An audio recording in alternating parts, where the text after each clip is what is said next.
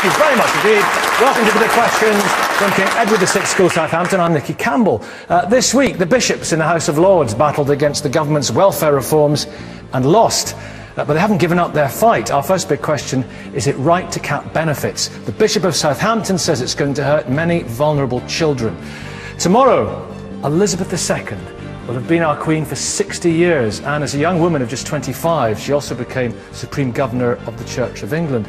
But today's Britain is a more multicultural society with people of many more faiths and none than in 1952. So our next big question, should a future monarch cease to be Supreme Governor of the Church of England? Muslim Mohammed Ansar says the next monarch should have freedom of faith and not be tied to the Anglican Communion. On Wednesday, the steady 40-year decline of selection by academic ability in the English education system was quietly put into reverse. Existing grammar schools are now allowed to increase their intake of pupils, provided they are in areas of rising population. Should we expand grammar school education? The journalist Peter Hitchens says Britain's future depends on them being allowed to expand limitlessly and everywhere. Welcome everybody to this morning's Big Question.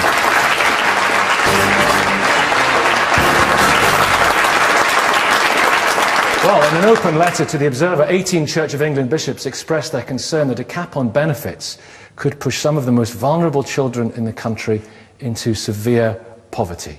Yet many working people take home far less than £26,000 a year to support their families. Is it right to cap benefits? It is absolutely such a moral issue, this, and both sides of the argument argue just that. Caroline Dineage, a Conservative MP, you believe that it is immoral that some families are working their backsides off, as you put it, and taking home less than families doing nothing. Yeah, I really do, because I represent a part of England which is not typical of what people would regard as the sort of leafy, affluent south of England. We have an area where people are on low average wages, very low job density, less than half a job per working adult in the Gosport Peninsula, and people having to out-commute every day some distance, incidentally the biggest town in Britain without a railway, to get to work, where they are earning less and enjoy a lower standard of living than neighbours of theirs that might be living off of benefits. And that's a real case of fairness in your mind, isn't it? I think that's fundamentally unfair, that people who are doing the right thing and desperately striving to support their family should be penalised for doing so.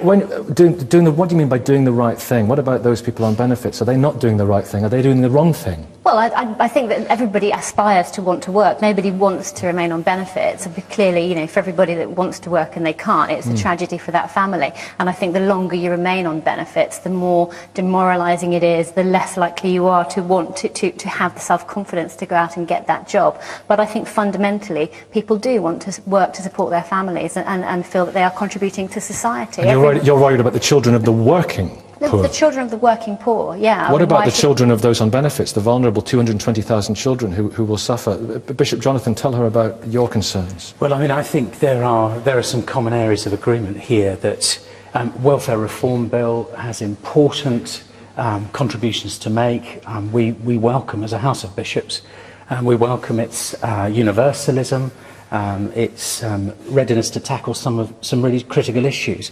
But I think the concern of the bishops is when you drill down and ask different questions, not so much comparing, is it fair, for people to get £26,000 for doing nothing, and here you are working terribly hard. That's an attractive argument, but it's rather beside the point when 67,000 households are going to be affected by the welfare reform bill. 220,000 of the children in there are part of those households. And quite disturbingly, I think, research has shown 4 out of 10 disabled children live in poverty. The impact, which I'm not sure has been aired enough, the impact of the proposed welfare reform bill would see 100,000 disabled children lose £1,400 a year if the bill goes through unamended. It's quite clear that the benefit is not taken away from families who've got members with disabilities. That's quite clear. And also, I defy anybody not to be able to live on what is effectively a salary of £35,000 a year. It's a huge amount of money.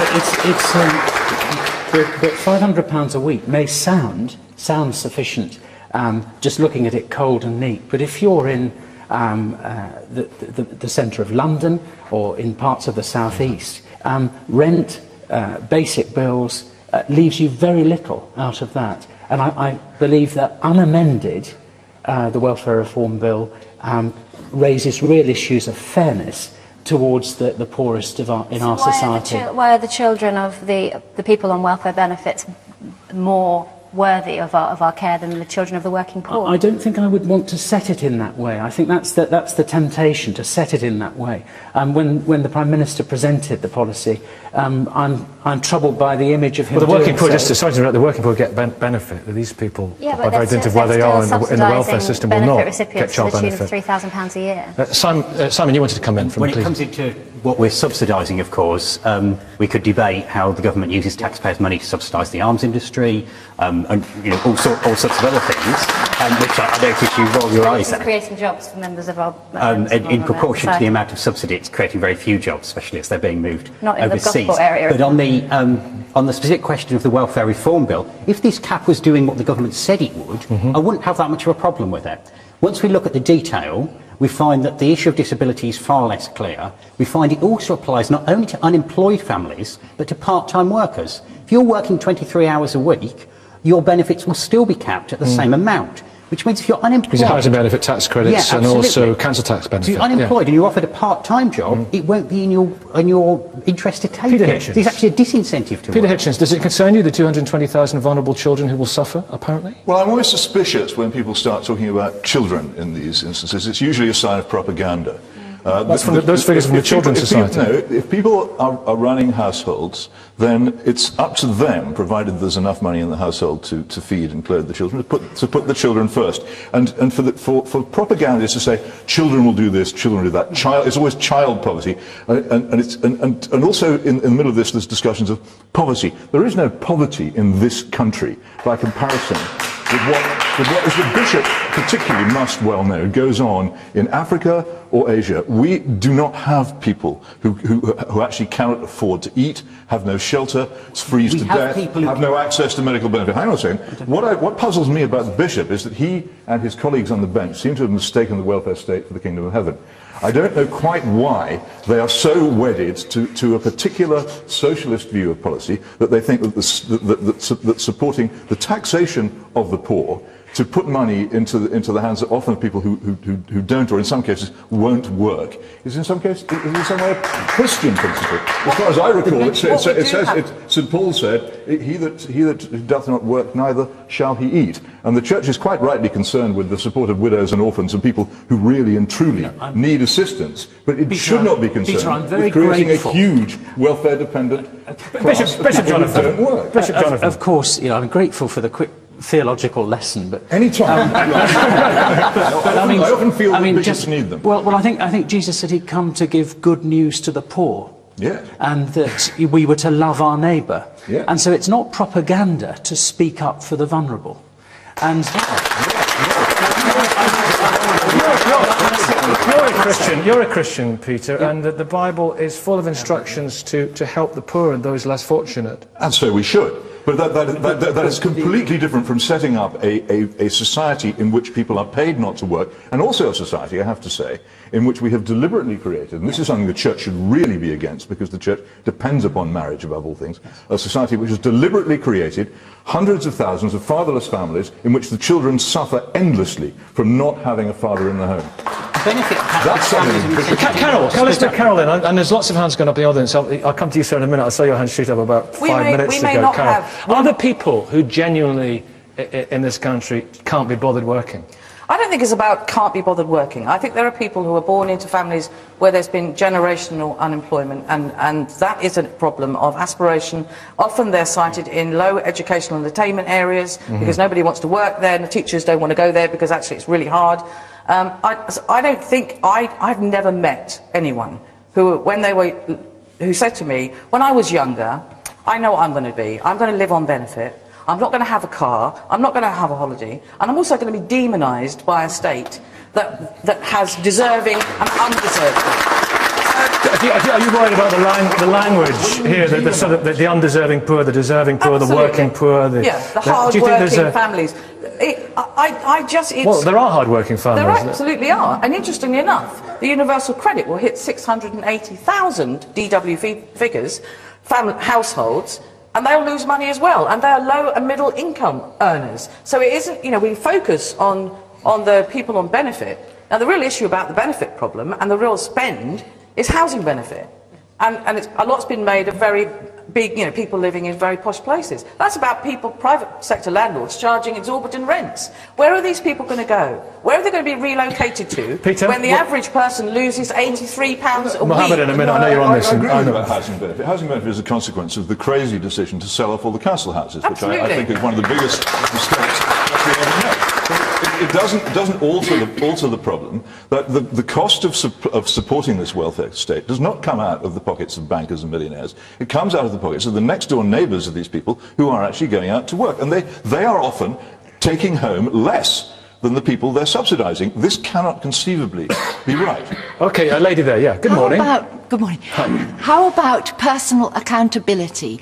And that is laid at the hands of parents, not children. Parents should not have children or even animals they cannot support. So if you can't afford, you should not go forth and multiply. Take account of your own income, your own abilities, and only parent children you feel you can give a good life to. You didn't like, but the look in your face, sir, you didn't like that, did you? No, I don't like that, and I feel really quite cross that actually we talk about the fact that there's no poverty in this country. I live and work in a deprived estate in Southampton. I see poverty every day. I see children sleeping on beds we wouldn't let our dogs sleep on. I see mums going hungry to feed their children because they can't afford to live on the money that they're given. Yes, they're on benefit. Most of them can't get a job in the area that we live in. It's almost impossible to get a job. And I really take offence that someone says that poverty doesn't exist in this country. Or the slums of Bombay and see how people live there, and perhaps take any of these people who in this country complain that they're poor and take them there and show them what poverty actually is. What we do have in this country is a huge moral poverty, which the bishops ought to be addressing, of people having absolutely I'm sorry, can I come back to you surrounded by crime and disorder and a complete moral chaos in which all kinds of horrible things happen that the bishops do nothing about. But can I come back to you? The Labour Party in political propaganda. There was a case on BBC. Lots of people have been discussing this case this week. I mean, as to how representative it is a moot point. But there's a family and they went through their budget. They're a family who will have their benefits cut as a result of the welfare cap. I don't know if you saw it, but it was around quite a lot. 220 quid a week on shopping, 24 cans of lager a week, a pouch of tobacco. The kids had mobile phones and they had Sky Sports. Now, one side of the argument is lots of people get very hot under the collar. The other side of the argument, you could argue that actually in our society, are these essentials? No, they're probably not essentials, but they might help someone to actually survive when they're living in poverty. I'm quite happy to accept that Africa has problems and India has problems, but actually some people who are speaking here have never seen the problems in this country, and perhaps they ought to live in one of these council estates and see what it's like to live on benefits. I don't think anybody is denying the fact that we do have issues of real poverty and quite severe deprivation in some parts of our country. But what we're also talking about here is the cruelty of trapping families in a situation where they are worse off, where they're worse off if they go to work. I mean, that's the reality of the situation. So that is immoral in a sense. It's immoral to put people in a situation, in a trap, where if they go out to work, their families will be worse off financially. But you've had your hand up for a while. Good morning. Yes. Just to say, I understand how hard it is to get a paid job. I'm a university student, so I understand how it's hard to fit around hours and things like that in jobs. However, I'm currently on 7 voluntary jobs and 1 paid job, on top of my university studies. So I'm working pretty much 24/7 and earning virtually nothing. And there's people who are sitting at home on the couch, putting their feet up, watching Jeremy Kyle, and earning 26,000. I don't see where that's at. Lucy, Because I think it's 44%. I've got the figure written down here somewhere. It's 44, 45, 46%. 46%. Do you ever get voices in your head? 46% of children in poverty have lone parents. You know, are children in lone parent families. That's your situation. It is. Yeah. Further down the line, how are these benefit caps going to affect your life? Well, I've just your little girl Ella, isn't it? finished being homeless. I was homeless for a very long time, and I finally got a property with very little help from my council. But within the next year, when I'm in a small one-bedroom in Tottenham, which is the cheapest area in North London at the moment. But in a year or two, when I need a two-bedroom for my daughter, I won't be able to afford living in London, where I am based, where my network is. Everything is here for me. The courses that I want to do to go on to university to better myself, which I can't afford to do right now because of childcare costs, are in London. If I move out of London, I will have nothing. I would like to say that the propaganda that you talked about, where the media and such like talk about children, it is not propaganda. It is really not propaganda. I didn't choose to be, you know, it's the same with the what you were saying about people who can't afford to have children, pets shouldn't have them. When I fell pregnant, I was with my partner and we were settled and we were happy and we had some good money behind us. I didn't expect to become a single mother. After my bills are paid, I can only afford to eat 2 or 3 days a week. So you telling me that the cap is going to help the country is not. So Peter Hitchens, what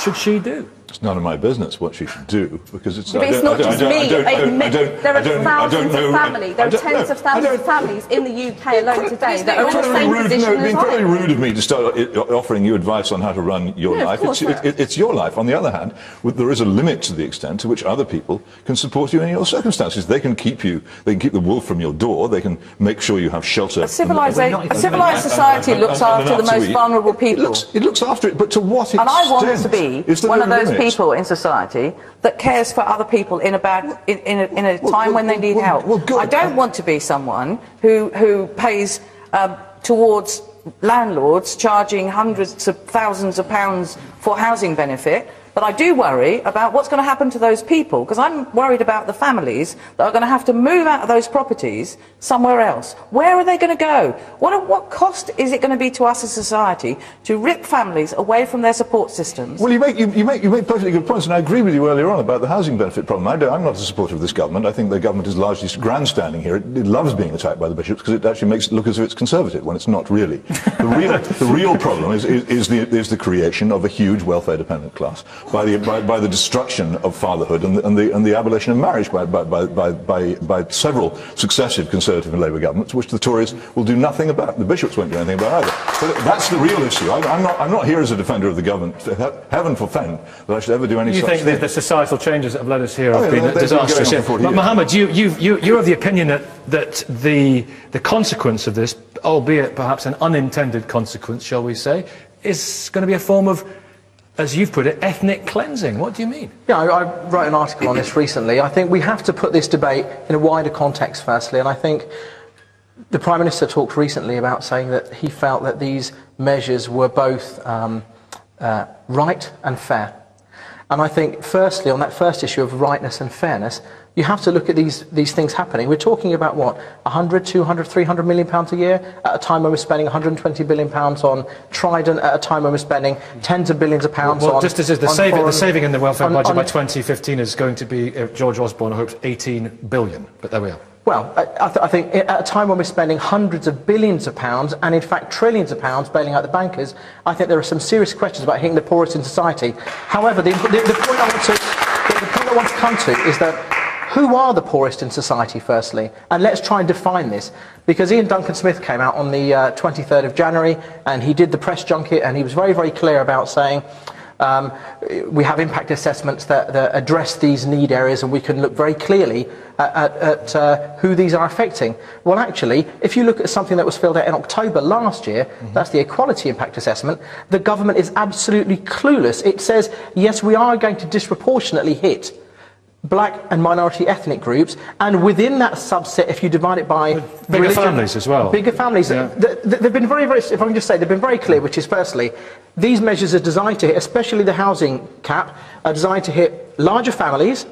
They're designed to hit families who are living in wealthier areas. Now, we know in this country that 75% of Pakistani and Bangladeshi communities are on or below the poverty line, and that is compared to 20%, if you like, the white British community. Now, we also know that Muslim families, for example, and ethnic minority families have a much younger age structure. The average age within the Muslim Asian community is about 26, within the white non-Muslim community it's 46. So, in effect, it doesn't take too much of a stretch to ask the question, what is the consequence? The consequence is going to be that this government is driving forward a programme of, and I use this carefully, ethnic cleansing of our streets in high-value areas to push ethnic minorities out, and as Ian Duncan Smith says, we want to let commuters in. I'm not the spokesman for the government, but it seems to me to be highly unlikely that, low as my opinion is of David Cameron, that he's embarking on a project of ethnic cleansing.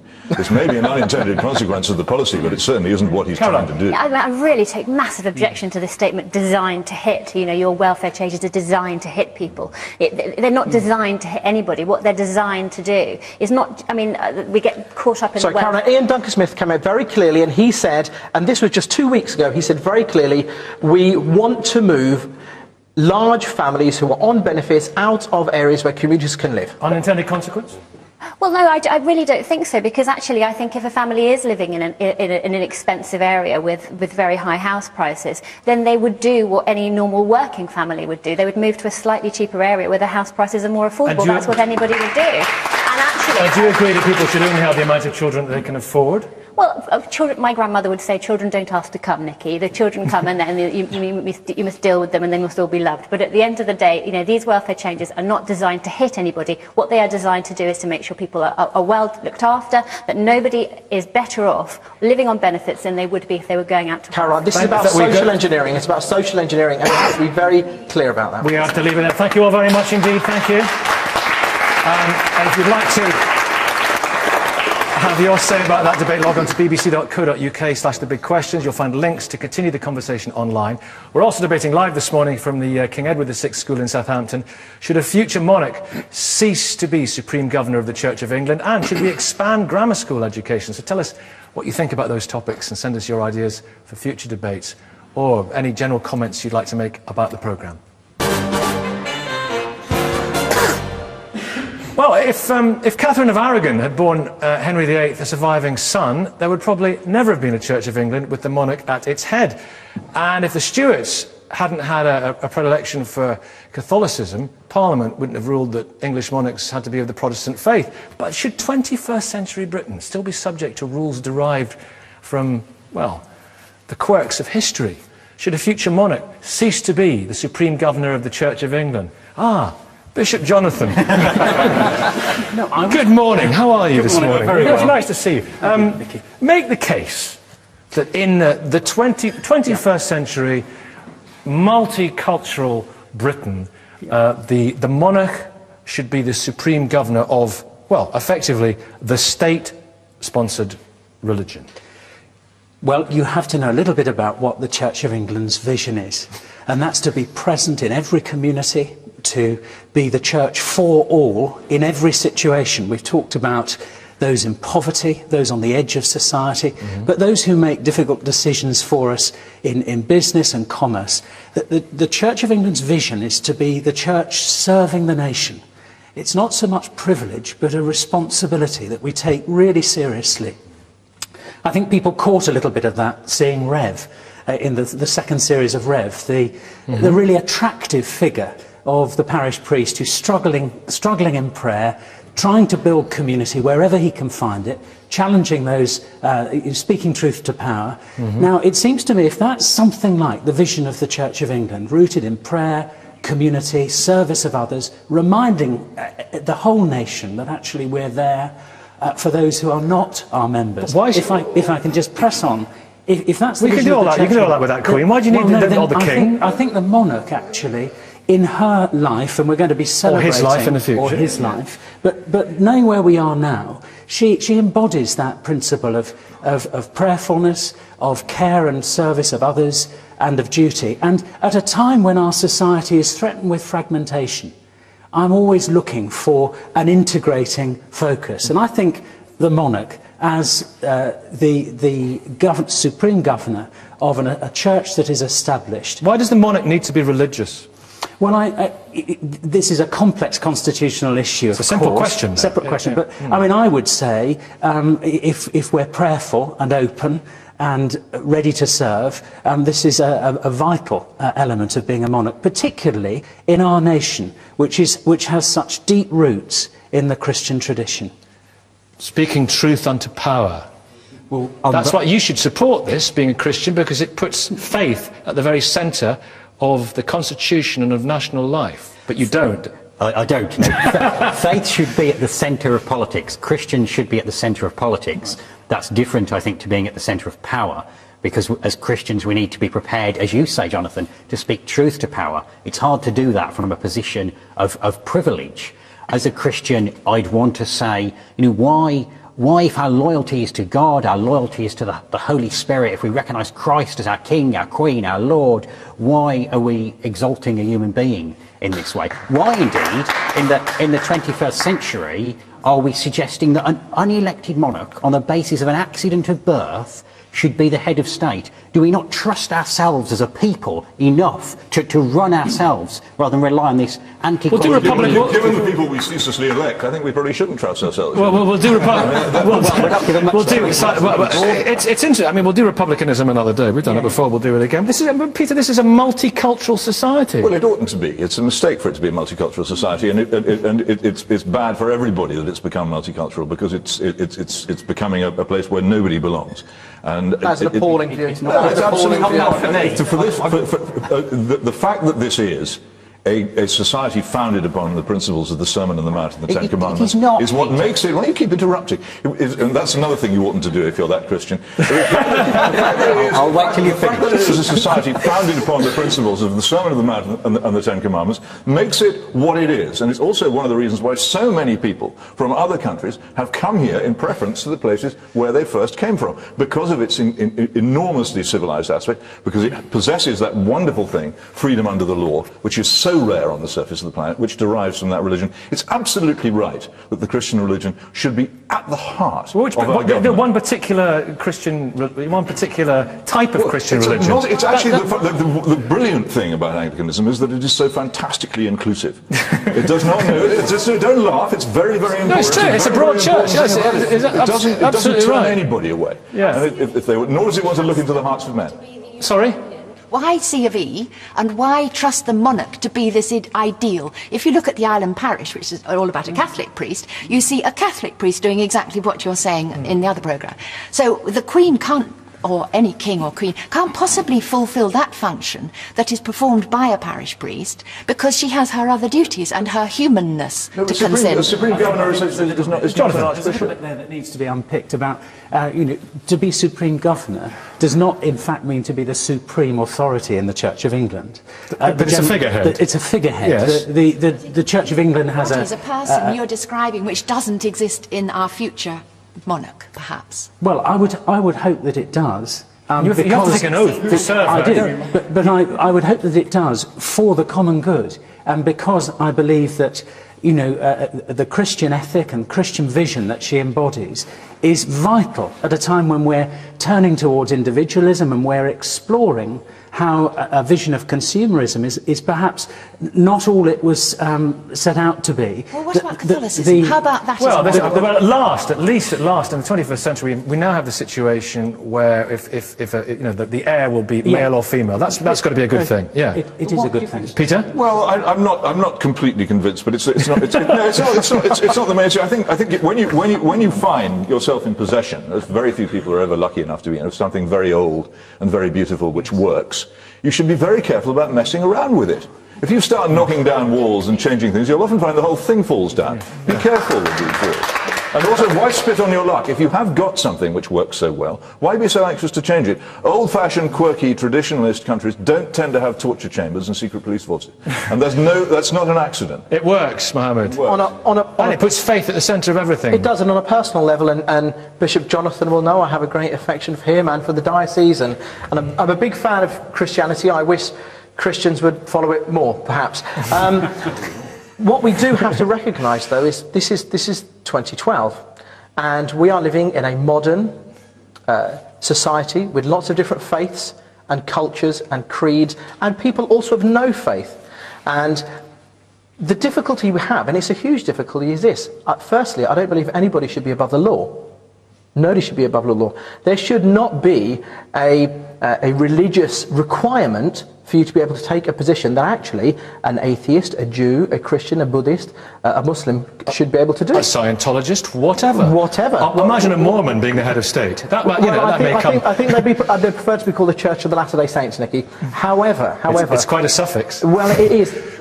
We are a long time away from the Glorious Revolution and the time of James II. Francis, freedom of faith for the monarch. That's a very interesting point. Well, I mean, the trouble here is that we're touching towards turning this into kind of a heritage industry debate versus an equal ops debate. And the reality is, right, the monarch is the supreme governor of the Church of England. Mohammed's not going to be applying for the chief rabbi's job, so why shouldn't an Anglican be the supreme governor of the Church of England, okay?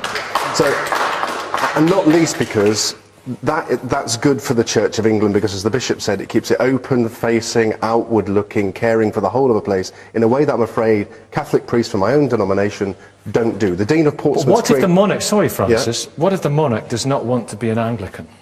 If the monarch doesn't want to be an Anglican, that's a constitutional crisis about disestablishment, which is a separate conversation. So if you want to open up the head of state to all that comes, then you have to go disestablish the Church of England. If Diana had been alive today, if she'd been alive today and she'd married Dodi Fayed, for argument's sake, William's stepfather would have been a Muslim. And should Prince William have decided to have reverted to Islam or converted to Islam, he's unable to be the head of the state. Now, we cannot have a situation in this day and age. The Islamic position is there's no compulsion in religion and belief. I think that's a good template for Muslims and non-Muslims to abide by, and the monarch should have freedom of choice of faith in this day and age. Islam is full of prohibitions.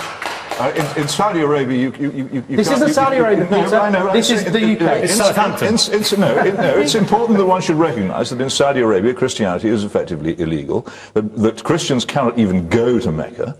And Islam saying there's no compulsion in religion. It's illegal to leave Islam under Sharia law. To apostasy from Islam should result in the penalty of death. You can't sit there with those views and tell us that Peter, because we insist that the Queen is an Anglican, we're in some way intolerant. You have a very skewed... Which would be worse for you if the Queen was, or the King Peter, was a Roman Catholic or an atheist? Which would be worse for you? Which is the worst scenario for you? Oh, I don't... Obviously, I would not want the King or Queen of England to be an atheist. As far as I'm concerned, it's the Christian religion and the law which stands upon it. Right. And the law does stand upon religion that makes the King King and the Queen Queen. You can't be a king or a queen without a religion. Okay, you sir wanted to say something. It's not an atheist concept. Good morning. Let's make a point. Yes.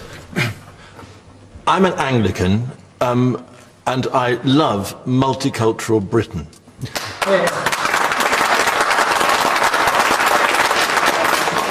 I think in 100 years' time, it makes no sense at all to have the Queen as an Anglican head of the church, head of the church.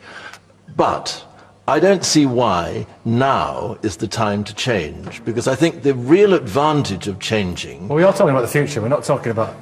We're talking about the next Queen, the next monarch, and I wouldn't want to change that for the next monarch, because I think the only point of changing is if it reduces tensions to change. Now, I believe what is missing is that the different cultures within Britain, especially our Church of England, our Anglicanism, are not making their cases strongly enough. I think they hide behind. That's a very interesting point, and this could be liberating, couldn't it, Bishop Jonathan, for the Church of England, if you were taken out of the equation slightly, so you could be more, definite. You could be more fire in your belly. Well, you could be, you could have more posteriors on pews, ultimately. I mean, there's more people watching this programme right now than will attend a Church of England service today.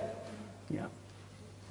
I don't know what your viewing figures are. Well, we're not asking... Nicky, watching something is very different from being at it. Yeah, but we're not asking the Queen to be the next DG, are we? No, I think there are issues sort of mixed up here. I need to say... 900,000 people will attend a Church of England service today. I think it's vital to say, as far as I'm concerned, that I disagree profoundly with Peter Hitchens on multiculturalism. I think diversity brings richness, and I believe that the Anglican community in the nation is one of those hidden treasures. We work sort of under the radar, quietly present in every community, and I think I would be very reluctant to see that whole vision, the church for the nation, not the church in a privileged position, but the church as... But you could be, apart from being a hidden treasure, could you not be a vibrant, successful, growing church? Simon? The Church of England has remarkable people in it doing great work. Yeah. It also has some people pushing far more regressive agendas, such as homophobia. The Church of England is very broad. The Catholic Church, Methodist Church, Muslim, Jewish communities, and lots of humanist or non-religious groups as well, doing great work. There's a difference between an organisation doing great work across the country and one having a privileged position. And as Christians, Peter talks about the Sermon on the Mount, and Jesus didn't teach us to demand privilege for ourselves, denied to others. What is this privilege of which you speak? Well, indeed, that the bishops can sit in the House of Lords and vote on legislation. And even though I may agree with their votes on the Welfare Reform Bill, I still, object to the undemocratic... Sorry, lady down here, I'll come to you in a minute, Cannon. Lady down here, what would you like to say? Yeah? Exactly. I mean, I totally support the Church of England's right to elect its own supreme leader. You can choose whoever you want if they're willing to be your leader. And if they fit Just like any other job. organisation can elect its own leader. The reason we've got a problem here is because of the intertwining of the Church of England and the state institutions. And that's what we need to unpick and look at why the Church of England historically has had a privileged position in the institutions of state. And society has moved on, and now there's lots of other religions and lots of other people of different faiths and no faith that need to be represented equally. But the other religions are in fact represented in the House of Lords. The successive governments have repeatedly sought to increase the representation of other religions in the House of Lords, and they are. Canon. So, is that on the ground? They don't have a set number of automatically elected bishops. No, that's a fair point. Canon. But on the ground, everybody who lives anywhere in England has a right to the ministry of the Church of England. They have a right to be baptised, married and buried there. That applies to no other denomination. We're there to serve everyone, regardless of their faith, regardless of whether they're atheist, and they will have the ministry of faithful priests and for funerals and other things. But brother, the maybe they don't. Mohammed, but the monarch does not have the right to choose their faith in this country. Who will crown the monarch? Who will crown the next monarch? At the moment, we are not the coronation, the monarch takes an oath of allegiance to God, under God, and is crowned by the Archbishop of Canterbury. If we remove that element and say we're going to say they can have any faith at all, under what sort of authority are they there? How do they actually have the right to speak in any way? Well, what about defender of all faiths, which was the idea that Prince Charles put forth? Yeah, let's get the microphone over here. Quick point. Hello. Yes, actually I would like to say that religion is for politics. All the religion based on the politics. Like the bishop, he should talk about the politics, welfare of the public. So the same as the Islam is humanity, all the religion are humanity. So we should, go on to the humanity basis, We should I should put light to the Islam, The first state of Islam was the secular basis. It was the help of the Jews, Christians, and the kuffar of Medina. They made a one state, and that called under the Misaq Medina, Constitution of Medina, and that was the secular state. So that's why we should put the humanity first, and the monarchy should be abolished, and humanity should be put forward. Cannon. That's going back to the Republican question. The point is, the Church of England is there for everyone, and you have the right to their ministry as much as anyone else. And actually, because we're there for everyone, we're more engaged with whole communities. We're supporting in all sorts of ways that other churches can choose to do if they want, but we are not a holy club for the like-minded. We are there for everyone. This idea that Church of England's there for everyone, I wish it was. You can go to many Anglican churches where they will be open, they'll be inclusive, they'll welcome you in. You go to other Anglican churches where if you're gay or bisexual, they'll tell you that you can't be like that and follow God. You'll go to other Anglican churches where if you use a wheelchair, you won't even be able to get in, and they won't understand why they should be having a ramp at the door. For the Church thing to be there for everyone isn't just a legal principle, it's a real point of inclusivity. If we were really living up to Sermon on the Mount, as Peter suggested, and I'm sorry I interrupted you, then, I want to say, was Britain a Christian country? Was it living by the Sermon on the Mount when it was engaged in the slave trade, when it was committing genocide in Tasmania, when it was setting up concentration camps in South Africa? Let's come back, Peter, in the next debate. I'm dying to interrupt him. I think Simon's firstly got to come clean that basically at heart he's some kind of anarchist Christian with some suspicions of the state full stop. Socialist Christian. The facts on the ground, okay, are that the Church of England is the largest provider of youth service in the country, that regular observers of Anglican attendance are more likely to vote and volunteer than their secular and other religious counterparts. We need to take that seriously as a source of social capital, even before you do God. There's great things about the Church of England, I'm not denying. Yeah, and the Queen gives that power. This year there ought to be a diamond dividend of volunteering instead of a new yacht in honour of Her Majesty's Diamond. Thank you all very much indeed, thank you. Now, if you've got views about that debate, just log on to bbc.co.uk, the big / the big questions, follow the links to where you can continue the discussion online, or send us your views about our last big question. Should we expand grammar school education? And if you'd like to be in the audience at a future show, you can email audience@menton.tv. We're in Oxford next week, Cambridge on February the 19th, and we're in Cardiff the week after that. Well, academy schools are able to select for aptitude in music, drama, sport, technology, almost anything, but academic potential. That was phased out along with the grammar schools back in the 60s and 70s. But now those few remaining counties that retained grammar schools are being allowed to increase their intake. So, should we expand grammar school education? You absolutely, Sheila, think we should not, don't you? But it's interesting, isn't it, the way that social mobility, since the grammar schools were phased out, how social mobility has declined. Look at the people at the top in society. There are so many of them now come from private schools. Absolutely not true. This idea that the grammar school provided social mobility is a myth. Is it? Yes, we're a much more socially mobile society now than we ever were during the days of the grammar school. 14 out of the 25 members of the Shadow Cabinet went to comprehensive schools. The Foreign Secretary went to a comprehensive school. Robert Peston, the financial advisor for the BBC, went to a comprehensive school.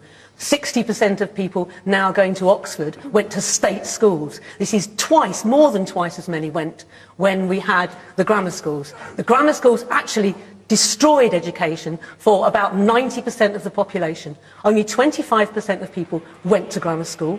The other 75 went to secondary moderns, were allowed to leave at 15 with no qualifications, never mind 5A to C. Right, they left at 15 with nothing. Those 25% in most areas that went to grammar schools, only 10% of those actually succeeded, because the other 15% were put in the B stream, the C stream, the D stream, and were given a deep, deep sense of failure. The comprehensive school system works. It works much better than grammar schools ever did. So it wasn't Roger Peach, when you campaign for grammar schools, so this wasn't the great key to the secret of social mobility. Well, it's a myth. I'm completely opposite. It's a no-brainer, actually. That Is it? If good schools, grammar schools, turn out better results equal mobility. And it is a complete nonsense to suggest that people going to grammar schools actually don't include a very significant proportion, about 13%, of people on free school meals. But I mean, what we cannot afford now, and the tired old arguments I've heard, they depress me immensely, what we can't afford is not getting the very top qualifications so we can compete in the world market with China, with all the rest of them. Now, I've got one statistic, and I'm going to leave it at that, which is deadly. I've never heard anyone answer this one, and therefore I've never heard them refute the grammar school argument. There are only 164 grammar schools left in this country.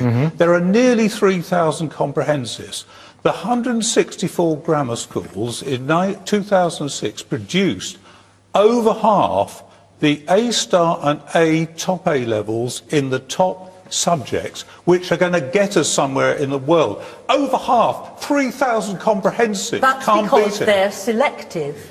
If you are going to cream off people at the age of 11 that you assume are going to be the cleverest, then obviously you should be able to get good results with people that you creamed off. Don't have any grammar schools at all. There is no creaming or selection. 3,000 comprehensives have the whole ability range in them. Why can't they equal 164 grammar schools? Because the grammar schools are creaming off. They are not genuine. They are not genuine comprehensive schools if they're in the same area as a grammar school. They're not genuine comprehensive schools in the same area as a grammar school, because if you're already creamed off what you consider to be the top 2% or 6%. From a grammar school you cream off within 100 miles of you. You cream off by using the 11 plus. And then what happens then is that the students who then go to... They're not there. There are only 32 LEAs with any selection in them. 118 of them. But you would expect grammar schools to do better. Of course you would. Because they're not mixed ability. What about they're not the working with kids mixed ability. in the 3,000 comprehensives? They are those ones? They are doing very well. What about the children who are jettisoned? What about the 80% who are jettisoned? Jettisoned, of course, is yet another good old socialist argument. The ones who go to secondary modern schools. Now, the secondary modern schools perform extremely well. For example, on average, the secondary modern schools in this country are actually producing better results, for example, than the comprehensives in Bristol, and there's no creaming in Bristol at all. The fact is that people who are subjected to an 11 plus exam have a deep sense of failure. There are lots and lots of people out there who spend Peter Hitchens, do they have a deep... They were a failure at such Peter a young age. Hitchens, do they have a deep sense of failure? If somebody has a sense of failure, they will behave like a failure. Yes. Lots of people have a deep sense of failure, including the many, many thousands of children who, after 11 years of state education in this country, emerge and find that nobody will employ them because their education has been so bad. Because people like... I know you've had a very long stay. Because people like you destroyed the only access to good education which the non-rich people in this country have. Now, you've talked about selection. There is selection in this country in state education. It's selection by money. If you can afford to live in the catchment area of the better comprehensive, if you can afford to live in the right postcode, you can get selection. But if your children happen to be academically bright and you can't, then they don't. They will do very well. They will not do very well. Middle-class children they will not do very well. With cultural capital do very well, even in very difficult schools in difficult areas. They do a good deal less well. Yes, they do. They do a good deal less well than they do. We have more young people now wanting to go to university than there are university places for children. To be heard. You interrupt me so much as to suspect you don't actually want it to be heard, and I don't blame you. I don't blame you for not wanting it to be heard, because it is actually overwhelming. And people like you, who actually believe in good education for the poor, should be on my side, because it is exactly your campaign which has destroyed access to good education for the poor people of this country, and you should be ashamed of it. Most poor people don't get into grammar school. You can't go to a grammar school. Gentleman back there, good morning, how are you doing? Good morning, Nicky, how are you doing? Fine. Thank you. I think grammar schools themselves aren't exactly a bad thing, but I think we look at the wrong end of the argument. I see my friend here, Mo, he went to a grammar school. I went to a very bad state comprehensive. Caroline can justify that because she's my MP. And it was when I left, it was a 30% pass rate. Very bad teachers. My teacher now, the other day she was in the Daily Echo because she was a troubleshooter head teacher. She went to the worst schools and she's now head teacher of the worst school in England. But anyway, I'll digress. Basically, I think when you say about, grammar schools offer these children these grades and that grades and offer these opportunities, I agree to some point, but I think a lot of it comes down to the individual and the ethics they've instilled in them. I didn't have any installation... Cultural capital was the phrase used by Sheila. I just learned about it last year in my sociology degree, but anyway. The fact is, you can put a child in any school, I think, and I mean, my flatmate, he lived in the same room as me last year at university, Southampton University, good university. He went to the Royal Grammar School, Guildford. His dad was a multi-millionaire, and he got worse grades than me. I had no help. I had to do it myself. And I think a lot of success in life, you will not have a lot of that extra help you'll go to grammar schools, extra help you get at private schools. It doesn't matter at the end of the day. If you want to succeed, you will succeed. Doesn't matter where you go. Is that true? Is that true? Yes, sir. Is that true? I mean, do you not think the argument is that there's a better... and Zenna, you come in on this as well, and Sheila, as I've got three of you in my vision here. The argument is that, Zenna, that a child that does not have that cultural capital at home but is very clever will have a better chance in life if they go to the grammar school and experience something new to them, which is a kind of, this is what people argue, the love of learning and so forth. I mean, I haven't got quite the missionary zeal against grammar schools as my colleague here has, but I do think that they were of a time, and that time is no longer. And actually we need to address other things. Just expanding the opportunity of existing grammar schools to allow more children in, I don't think it's going to necessarily do much, but I would be very against trying to bring back the grammar school system. We never really did crack but where's the logic? Secondary moderns, and those were built in a time where 20% of people, we wanted to funnel the best brains to go to university. Now 50% of people are going to university. It's not, but not to the best universities. Oxbridge intakes come from the vast majority from 5 schools, 4 of which are private schools, and the 5th is a 6th form education college in Cambridge. I think the key issue here is actually what are we preparing our children for? And until you actually get a credible alternative to university for children of that age, which we simply don't have in this country, you will continue to funnel them into universities, and they can't all be the top. There isn't enough places for all the top. When you've got 50% of children going to universities, they can't all go to the best ones. But actually what you need to do is to really concentrate on how you get better education, and to say that you can select on music, or you can select on art, or you can select on sport, actually isn't true. It's only 10% you're allowed to select. But there is selection. And there is no, I don't think there's much argument. And on faith, selection on faith as well. Yes, faith you can go more than 10%, but music and art you can't, I'm afraid, so you can't have it entirely that. But I think the key issue here is actually what are we doing across education? And frankly, going back, as nice as it would be to bygone days when council estates were full of the deserving poor and 20% went to grammar schools, is not very helpful. I also think that we have proven time and again the argument that you can pick people at 11 and that's their destiny actually is pretty false. Roger, come back in, sorry. Can I say, I'm in the embarrassing position sitting next to an excellent Conservative MP for a local area. Her party, alas, says we all think grammar schools are wonderful things, but you can't have any more of them. Now, if that makes any sense, I can't think of anything excellent in society we don't want more of. And the other two parties would love to destroy them. Now, the truth is, grammar schools perform at a very high level. They perform for the people who have the ability to go to them. No one's suggesting we go back to the old system. Everyone goes in 11+. We're suggesting that grammar schools should be there, and those parents who want to put their kids in have that opportunity. Now, that is moving on. That's modern. The alternative is totalitarian. It's to say there'll only be comprehensive schools, because if you take your kid out of that, we say it no longer is comprehensive, so you can't have the school you want. Now that's Marxism, frankly. We want diversity, and grammar schools are part of it. Mohammed. Right, my wife would kill me if I didn't at least highlight and advocate the Finnish education system, which is currently recognised across the world as being one of the best systems of education. Now, you can argue about the population size, you can argue about taxation. You can argue about culture. You can hold on. It's a complex argument because I'm arguing as an ex-grammar school boy, not in this neck of the woods, up in Hertfordshire nonetheless, and I really loved and benefited massively from my grammar school education, and I am a big fan of grammar schools. Let them have it. And I think grammar schools should be allowed to exist within a mixed educational system. Yes. I think in this country, it does work, actually. It does work within a certain framework. However, we have to look at the kind of selection that goes in grammar school, and I don't want to be a one-trick pony, but within grammar schools, we had a system where certain boys, and we went to an all-boys grammar, were sifted off for fast-tracking towards Oxbridge. And funnily enough, even though we had ethnic minority students there, who are fantastically capable, I mean, not me, obviously others, but they were fantastically capable, but for some reason they weren't selected for the fast tracking. Our chamber choir was all white. Suddenly we Did you want to be in the chamber choir? I was in the chamber choir. Oh, there you were. Didn't last very long. But wandering off the subject a bit here, I just want to challenge something which was said earlier on about grammar schools and Oxbridge. In the late 1960s, according to the Franks report, you will find that more than 60% of undergraduates at Oxford came from state schools, a figure which after comprehensivization dived and has only now begun to climb again thanks to extraordinary special measures, concessions and off-top rules forcing Oxford to take them.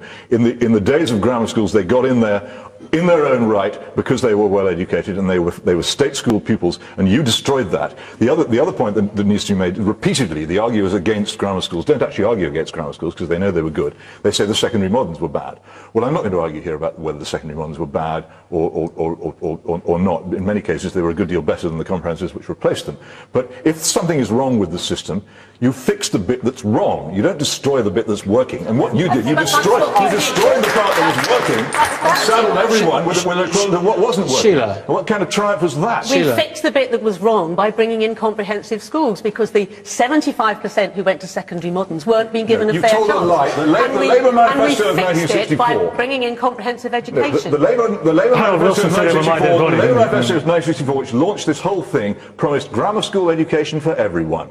Now, truly and honestly, do you think that's what we got? Yes, I most certainly do. I went to a grammar school and I have taught. No, I'm not. Got it. Francis, got to bring Francis in. I've taught for 40 years in comprehensive school, and the education that those able kids are getting is just as good as any that I got. Oxford academics. Francis, what's going wrong? Well, I think what's going wrong is we're going for one-horse tricks and centralised plans. And it seems to me that people in London have a particular set of educational challenges and they want to impose their concerns on the rest of the country. Yeah. If kids in Thanet or kids in the Ribble Valley want a platform to get out of poverty through a grammar school, fantastic. But next to that, let Eton have funded places from their alumni, let all sorts of other initiatives like co-op schools and academies come in as a portfolio of initiatives, so in a particular patch, local decision makers can transform the conversation about poverty and opportunity, not some bland group of folk sending messages down from London saying it's all like our bit of London where we're worrying about access. And you, sir, because I promised... We're talking about one specific education situation, which is grammar schools, but we've already said we live in a multicultural world. Surely we should adopt all forms of education which are suitable for all types of people. I went to a grammar school and I failed. I couldn't do it because I wasn't educationally able to cope with it. But I also know people who went to secondary modern who also failed because they didn't get the education that they required and would have probably been better in my place. So surely we ought to be talking about increasing education across the board and putting the right money in that actually makes a difference. What about the children, Roger, who will go through life knowing that they didn't get, to the grammar school? Well, how does one tackle failure everywhere? And does one expect a uniform level of success in everything you undertake? Life is absolutely full of selection. I didn't end up in this programme by being pulled off the street just now. I mean, we're all self-selected to a certain extent. But I mean, doesn't it come back to something relatively simple? I'm not advocating, as I said, the old system. I'm advocating if you want to go to a particular institution, whatever it may be, you meet their criteria to get in, but it's an awfully early age. I mean, you should have selection in life. And Chief, you were an Ofsted inspector, weren't you? I mean, not everyone can be an Ofsted inspector, blah, not everyone can be an MP. Well, maybe. Anyway, but it's an awfully early age at which to have that, sword of Damocles. Well, it of course is correctable anyway. Yeah. I mean, you can have a go at a grammar school at 11. You may not actually be ready for it at 11. It doesn't mean to say that if you are at 13, you should be let in at 11.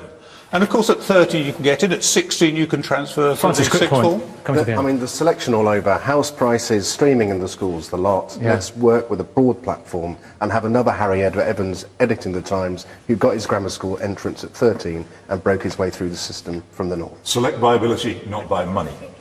Don't select by money anymore, select by ability. Those people taking the 11 plus now have all been tutored. You can't pass 11 plus without your parents get you a private tutor, and you're tutored for 2 years before you take the exam. That's because poor families can't afford to have private tutors. There's a tiny Therefore, the number of poor people actually go to grammar school. Wait a minute, you keep saying this and you won't let me say it. You don't want me to say it. There's tiny survival of a very, very few grammar schools. If we had grammar schools all over the country, that wouldn't be the case. But you're against that. You won't have it. We have to leave it there. Thank you all very much for coming on the Big Questions this morning. Thank you. Time. Next week we're in Oxford. And now goodbye from everyone here in Southampton. Have a wonderful Sunday. Thanks for watching.